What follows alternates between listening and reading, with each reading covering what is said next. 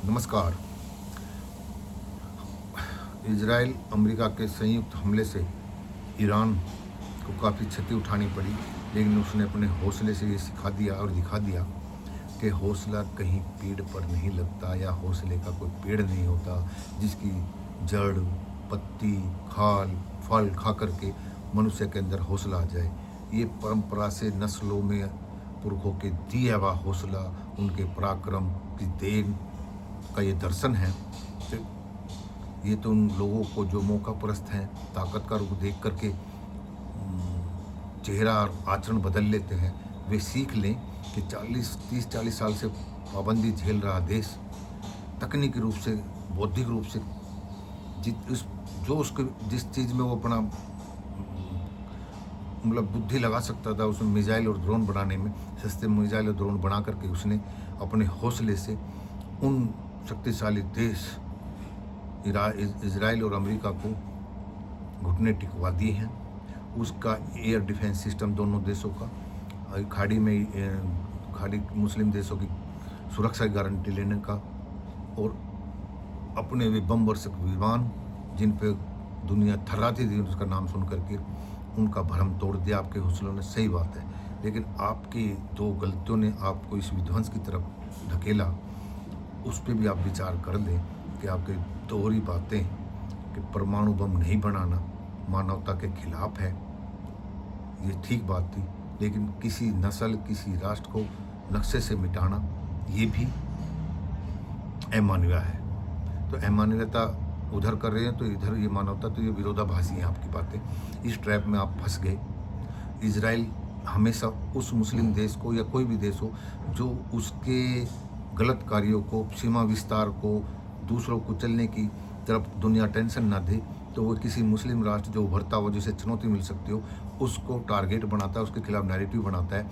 Iraq को उसने पहले देखा कि ये शक्तिशाली है, होता जा रहा, तो इसको टारगेट बनाया जाए, उससे युद्ध करा के उसका नेस्तनाबूद करा दिया। फिर देखा कि ईरान अब हमें चुनौती दे सकता है, और जो से आपने कहा कि हम इसे नक्शे से मिटाएं। क्यों मिटाओगे भाई? जिस आपके सहधर्मी जो आपकी संस्कृति और सभ्यता से मैच नहीं करते हैं, वे अमेरिका की कॉलोनी बने हुए हैं, इजराइल के नतमस्तक हैं, वे अपने एयरबेस आपके खिलाफ लड़ने के लिए दे रहे हैं। उसके और पहले जब स्थापित हो चुके तो आपको मालूम हो जाना चाहिए आपके खिलाफ इस्तेमाल होंगे, तो आपको उसके मिटाने की बात ही नहीं करनी थी। जैसे वो नैरेटिव चला रहे कि वहाँ महिलाओं को आज़ादी नहीं है, आपके यहाँ शिक्षा का, लड़कियों का स्तर ज़बरदस्त है, दुनिया की इक्वली है जो विकसित देश हैं, तो आपको क्या बोल के वापस, अगर उस पर आपत्ति थी दे देते आज़ादी। जो डॉक्टर, इंजीनियर हैं, साइंटिस्ट हैं, या गाड़ी या व्यापार कर रही हैं, महिलाएं पुरुषों से तो मिलती होंगी, बात भी करती होंगी। तो जब इतना लचीलापन ले आते तो शायद आप दुनिया के इस नैरेटिव से कि जो अरब में मुस्लिम महिलाओं को इतनी आज़ादी नहीं शिक्षा की जितनी आपके यहाँ थी, तो वो नैरेटिव फेल करना था। इजराइल के बैकफुट पर आ जाना था कि हमें उस समय जो उसमें कह दिया होगा, हम वो स्थायी हमारे लिए नहीं था, आवेश था। हम किसी की कोई नस्ल और राष्ट्र को मिटाने का हमारा कोई उद्देश्य नहीं है। शायद लोगों की आपके प्रति नरमी और हमदर्दी आती, वो आप ना कर सके, वो आपकी विफलता का कारण है जो आज ये विनाश झेलना पड़ा। शीश ने तो मारा गया, अब आगे पुनः इस तरह की गलती ना दोहराएं। और मैं यही कहूँगा कि अब नए नेतृत्व के साथ आपने एक इस तरफ भी ध्यान दें, और ये जो सेंट्रलाइज पावर है उसका आपने छिन भिन्न कर दिया। ये सर्व जगत हो चुका है। अमेरिका के साथ अब ना नाटो है ना यूरोप है, क्योंकि उसके अपने आचरण ने अपने खिलाफ खुद ही करा दिया, और आपके हौसलों ने उन गलियाए गए राष्ट्र और नाटो को ये कहने का अवसर मिल गया कि व्यक्तिगत इच्छा के लिए, व्यक्तिगत विस्तार के लिए इजराइल और इन्होंने युद्ध किया है, इसमें हम अपने सैनिक क्यों खपाएं। तो ये आपकी एक उपलब्धि आपके हौसलों की। तो आप अगर हौसला न दिखाते तो इनकी दादागिरी चलती।